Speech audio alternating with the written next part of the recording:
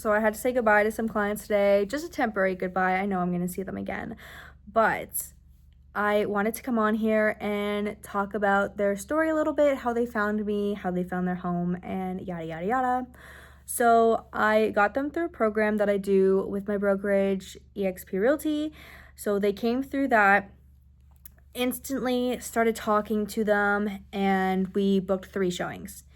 Of those 3 showings, they didn't feel like one of them was the one. Well, they didn't feel like any of them was the one. They liked one of them, but after some thinking, they realized it was kind of too small for them. So, okay, back to the table. We found 2 more to go and look at. Well, it was going to be 3, but it ended up just being 2 that we went to look at. So we went out and saw the 2. They really liked the one, and then the other one was just like a backup property. They really liked it as well, but not as much. So it was kind of a backup. So the one that they really liked, we wrote an offer on it. It ended up going into multiple offers actually, and unfortunately we did not win. It's because of our budget, and everyone knows you can't just go above your budget if you can't afford it. You need to be able to afford it, and that's why the pre-approval is there. That is your budget. So we couldn't go any higher, unfortunately, and so we lost in multiples. They weren't happy, obviously. The frustration was real, anger, sad, feeling everything.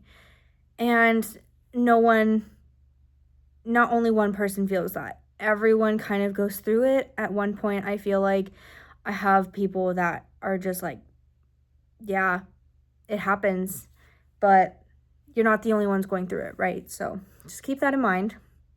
So after we lost in multiples, frustrated, we went out and saw 2 more properties. I'm going to be honest, we walked into one of them and instantly knew that it wasn't the one for them. So we just walked right back out and went to the next one. And the next one, they liked. We wrote an offer on the spot. It got accepted that same night, which was very exciting. And then it was time for them to book the inspection and get all that done. So with it being accepted that night, they were asleep. I was asleep. I didn't see it till the next morning that it was accepted. And I was up at 6 a.m. because I go to the gym. And so I sent them an email at 6 a.m. being like, hey, your offer is accepted. These are the next steps. Yeah, little did I know that the husband of the deal was awake because he was going to work. So he had called all these people all before 8 or 9 in the morning to get inspections booked, to get everything done. And oh my gosh, what a dream. So sure enough, got the inspection booked. Inspection was good. Not great. There's definitely some things that need to be fixed with every single home, and this is of course one of them. So they have a little bit of work that they're gonna do, but yeah, otherwise it was a good inspection. And then they were kind of thinking for a little bit of if they wanted to negotiate stuff. They ended up being, nope, let's go. So we waived conditions. Financing was done super quick too, by the way.